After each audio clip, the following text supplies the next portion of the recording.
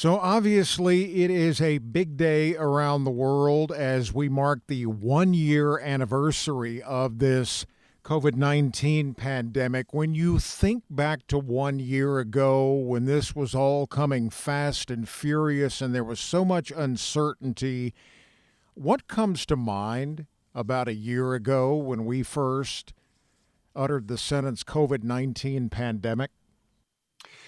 I think what really came to mind is when the first case came to North Texas, the reality really sank in. This truly is a pandemic. And based on everything the physicians had said, especially the infectious disease doctors, it was going to spread quickly, and how right they were. You and I have talked a lot about this in recent months, but when you consider how far we have come, whether it's vaccinations or treatment or whatever, in a year's time, it is rather remarkable. It is remarkable. I compare it back to, when you look at 1918, the great influenza, they continued to have wave after wave after wave, and it went on for 3 years. Now, this is still serious, don't get me wrong, and we're a long way from being out of here, but I think we are just doing so much better in that regard than what happened in 1918. The big news from the state is that starting on Monday, individuals 50 and older who have not had the shot are now added to the list of those eligible. How big a development is that?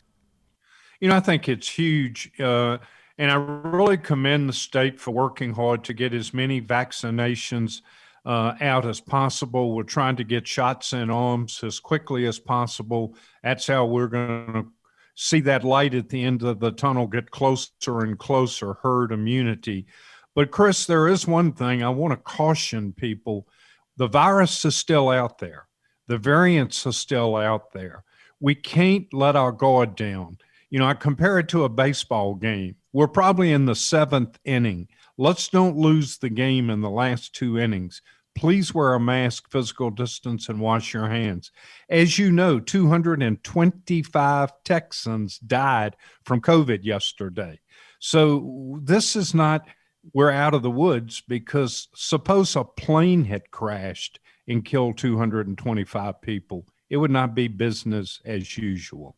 It's an excellent point. And speaking of baseball, many were taken by surprise when the Texas Rangers announced that they would be allowing what is essentially a full house, potentially 40,000 people on opening day in April. I'm curious to know the reaction you heard on that news from your experts. Well, when I talk to the physicians, especially as I mentioned, infectious disease doctors, they're frankly disappointed. They think it's premature. When you have full capacity, you can't physical distance. And I will note the Houston Astros, which obviously is in the same state of Texas, are not going to go at full capacity. They're going to open with limited capacity. They said they wanted to follow the advice of their public health officials. So I think the Rangers are being premature. Again, we want businesses open. We want things back to normal, just like everyone else. But let's don't make a mistake here as we're getting so close to the finish line. We hope it will go well, but I guess this will be a key experiment on how things are coming along when the Rangers play that opening day game in front of fans on April 5th.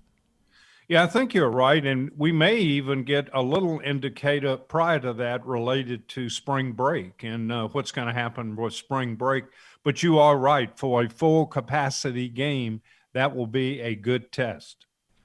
When it comes to the latest numbers and our stats here in Trauma Service Area E, do we remain stable? Are they still declining? Where do we stand today?